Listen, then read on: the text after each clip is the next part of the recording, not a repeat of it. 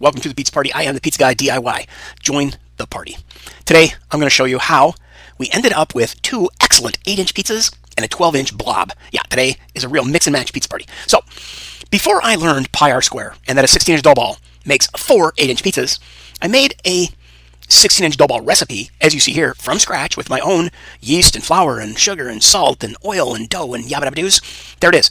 You got a 12-inch dough ball and two 8-inch dough balls. I also decided that if I want to make a pizza so other people can follow along, if your desire is the same as mine, and that is to make a bomb-ass 8-inch thin crust pizza every week, and do that in your regular oven without a pizza stone, but like all those things become more and more difficult. The more you advance in making your pizza, you can do it on a baking sheet, right? You may not have the exact same results, but if you do a baking sheet and a pizza screen, you might have better results. Or if you use a cast iron pan and then put a pizza screen inside the cast iron pan. See, I have a 12-inch cast iron pan. I want to make an 8-inch pizza.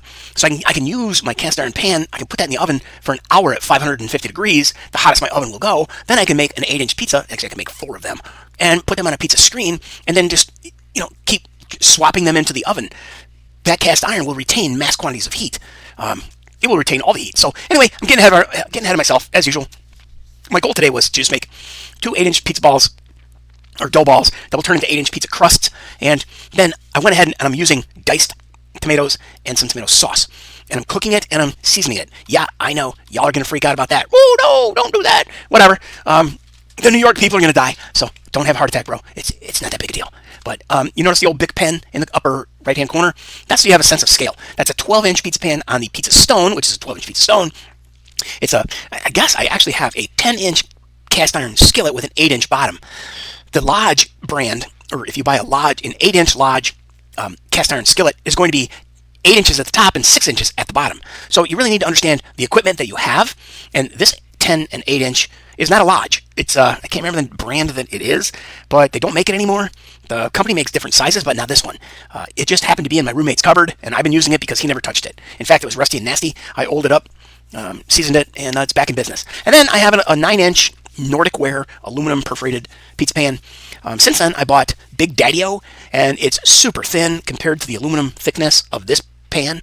The holes are much larger, which is why I bought it, because they didn't state the gauge thickness of the aluminum, but I could clearly see that, wow, there's a lot more holes in it, and I might get a lot more airflow or browning on the crust using the Big Daddy-O versus the Nordic ware. But that's a topic for another day. Again, stay tuned, subscribe, like, share, yabba dabba doos. Leave a comment. Let me know what kind of equipment you use. Anyway, here is that commercial canned tomato sauce you can get. Everybody and their brother can get from Walmart, and the seasoning you can get from Walmart, and a saucepan you can get from Walmart, and some cheese you can get from Walmart. Because guess what? I'm retired, bro. I'm on YouTube trying to make a buck, and I make pizza. So why not combine two things that I love to do: make money and make pizza. However, I've learned that there are like 18,100 billion people.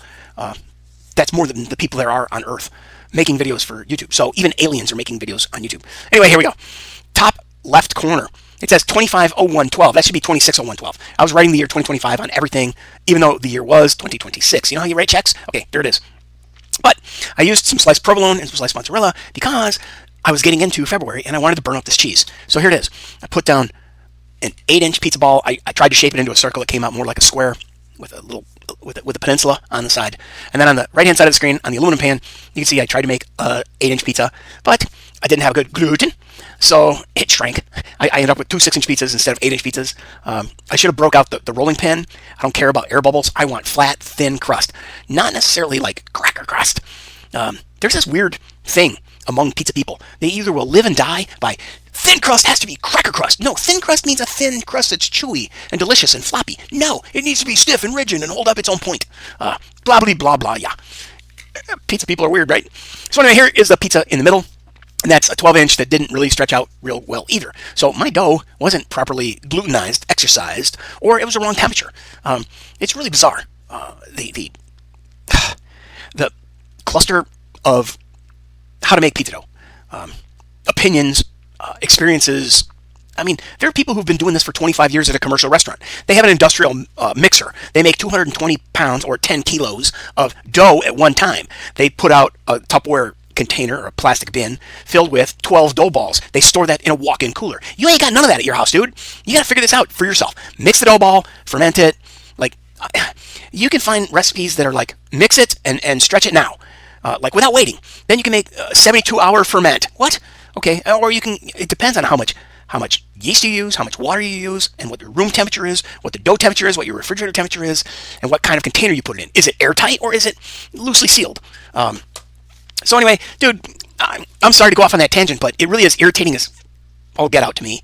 So that's why I'm like, okay, I'm kind of like going to ignore all the pre-designed prescriptions because I don't have a mixer that can do 10 freaking kilos of dough, 220 pounds of dough, and then we put that into 12 bins with 12-inch pizza balls. Blah! No, ain't gonna happen, dude, not around here. So anyway, let's move on. I decided that I had to use up that cheese, bang, bang, bang, that I said, it was 226 of the year 2026. So I had to use up the cheese, so I went ahead and I used up the cheese. The round ones is the provolone, bang, bang, yeah, provolone, and then bang, bang. The square ones are the mozzarella. So on the big 12-inch pizza, I have the provolone. On the two smaller pizzas, which are probably closer to 6-inch than 8-inch, I have the mozzarella. Now, the one in the cast iron, I hit with serrano peppers that were indeed September 15th of 2025. Those have been in the freezer. But I got tomato sauce, roasted tomato sauce from my garden on the pizza dough. And then I hit it with peppers that were frozen from my garden. The tomatoes are in my fridge in a mason jar.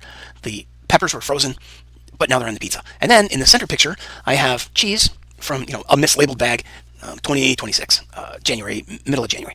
And then I've got pepperoni. 125.25. That's also probably mislabeled. I haven't had pepperoni in my freezer for a year.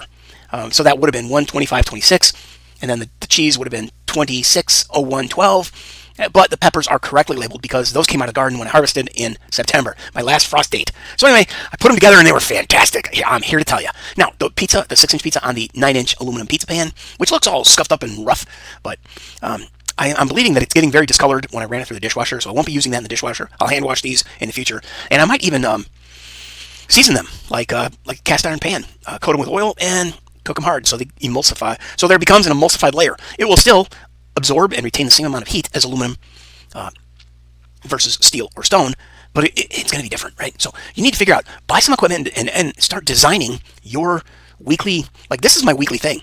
I want a pizza a week, and I want it to be bomb-ass diddly. My definition of bomb-ass diddly is different than yours. So mine is going to be, well, not necessarily this, but I want to come up with a dough that I'm calling the foundation. I also call some of my hardware my foundation, right? I have a foundational cast iron pan. It's 10 inches at the top, 8 inches at the bottom, right? It's very important to know these unique little specifics because when I want to cover an 8-inch bottom or a 10-inch and kind of make a deep dish, thick crust, I can differentiate what I'm looking to create that weekend or that Friday night, and put my dough together appropriately to meet the needs of the size of my foundational hardware, and that determines my foundational dough. And then Old Faithful. Well, Old Faithful's here. No, that's a little tweaked on Old Faithful. Old Faithful to me is pepperoni and cheese pizza. This one just happened to get a little bit of serrano. Yahoo! This one is getting some hot sausage, also mislabeled. That was January 25 of 2026. And then I added some thick cut 2-inch pepperoni slabs and some mozzarella on top of that. Then I put together the 12-inch pizza, and it's on a Teflon, flimsy little skimpy pan that's like, I don't even want to put that in the oven. It's so wimpy, but I'm sure it would work. But I oiled it, and then I put my dough on it, and then I built my pizza on there. You can see tomato sauce at the bottom. Those are roasted tomatoes out of my garden and in mason jars in my fridge. And then there's those hot sausages. There's the double thick 2-inch pepperonis, and there's some slabs of mozzarella. You can see the bottom of this whole pizza has those round provolone cheese slices on it, and I'm telling you, but I still had mozzarella left, so I used up the rest of the mozzarella, put that on top. I always like to leave that center open so that I don't get tip drip or tip droop. I want to keep my tip hard, right? Anyway, here it is, but I made a critical error. I should not have oiled the Teflon pizza pan, because now the bottom of my pizza dough is oily. Even though I put cornmeal on my pizza paddle, this does not end well. This ends in almost catastrophe, but we end up with a happy accident. All right, so here are my two 8-inch pizzas on the left-hand side. At the top is the one that was on the aluminum pan. Oh, I'm sorry, the cast iron. If you look on the right-hand side, that cast iron pizza has that square shape with a tiny peninsula, right? Oops, right over here. This peninsula right here. That was a little booger that was sticking out before. This guy is the aluminum pizza, or the pizza made on the aluminum pizza pan. And you can see that it's got the sausage and the mushroom. This guy was pepperoni only in the cast iron pan. So these were two phenomenal freaking pizzas, dude. I'm telling you. Now, I'm not trying to teach you how to make restaurant quality Detroit style. No, I ain't that guy. I'm trying to make my own damn pizza for what I want. And I have specific rules that I have come to understand through a process of experimentation by buying some crappy, cheap frozen pizzas during COVID, adding additional cheese, adding additional pepperoni, adding additional Italian sausage, adding additional sauce. Now here I am with a garden, my own roasted tomatoes. I'm buying store-bought meat, even though I'd like to raise cows and pigs and chickens and slaughter them myself and eat my own food. It ain't in the cards right now. It'll probably never be in the cards unless I win the lottery. So the bottom of this pizzas looked great.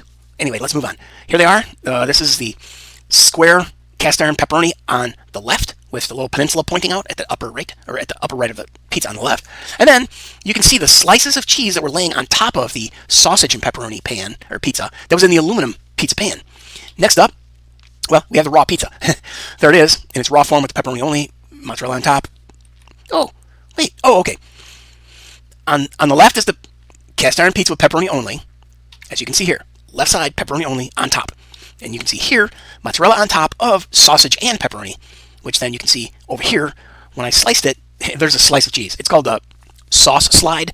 I experienced sauce slide because below that upper sheet of cheese, the sauce baked, but there was no shredded cheese holding all the meat and cheese together. But it still came out wonderful and tasty, and I ate that.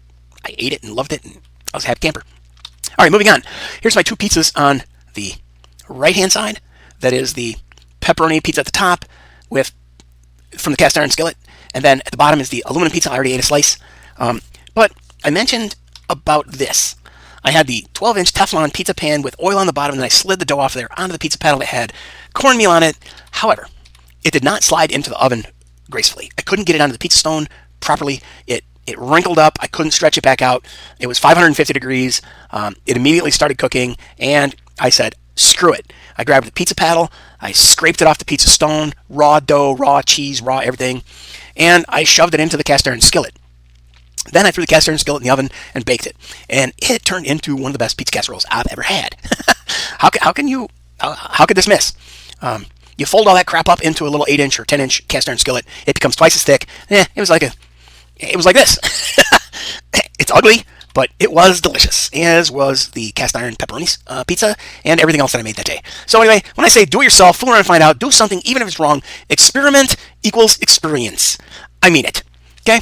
There it is. I'm Troy, the Pizza Guy, DIY. Visit my website at troysweb.com. Help me build the channel by becoming one of my 1,000 true fans. Hit that buy me a pizza. It's the same as buy me a coffee. Or on the left-hand side, those yellow buttons. Open up a PayPal interface. You do not need a PayPal account. All you need is credit card. They are a credit card processing company. You do not need to sign up for PayPal, period. Over and out.